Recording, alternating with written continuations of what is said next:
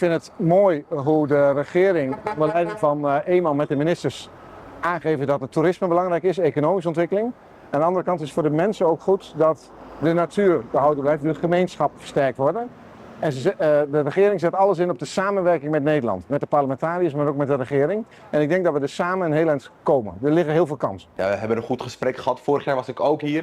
We hebben over een aantal belangrijke onderwerpen gesproken. Diversificatie van de economie, niet alleen maar op toerisme leunen, maar ook op andere economieën. Nou, ik hoor dat ze daar vooruitgang in maken. Ik hoor goede zaken als het gaat om zorgen dat je de toerisme in balans weet te houden. Dus dat zijn allemaal stappen waar ik heel blij mee ben. We zijn nog niet klaar. Dit vraagt om een betere samenwerking tussen Nederland en Aruba. Daarom zijn we ook hier en ik hoop dat de IPCO ons gaat helpen om de parlementariërs op één lijn te krijgen over wat er nodig is voor een gezamenlijke samenwerking tussen Nederland, Aruba en de andere landen. Ik zet me daar een paar jaar voor in. We hebben heel veel nieuwe Kamerleden en ik hoop ze ook mee te kunnen nemen om duidelijk te maken wat er nodig is. Zodat we goede samenwerking kunnen hebben op basis van wederzijds respect en wederzijds belang. Kijk, dit zijn natuurlijk voor ons hele vertrouwde gesprekken. Er zijn natuurlijk ook nieuwe leden van de Tweede Kamer bij.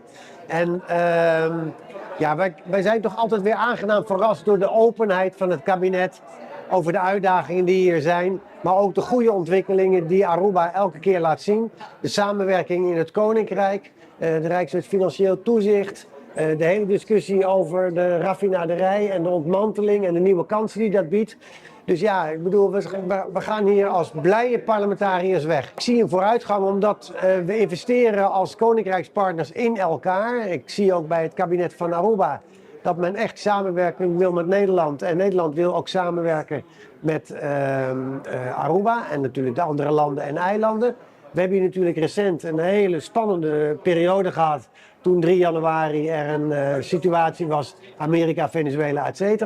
Dan moet je er ook voor elkaar zijn in het Koninkrijk. Want ja, veiligheid is toch de basis van alles. En als dat op het spel komt te staan, dan wordt het zorgelijk. Maar gelukkig is het nu weer rustiger in de regio. Maar goed, wij hebben een hele goede indruk van de uren die we hier nu deze ochtend hebben doorgebracht.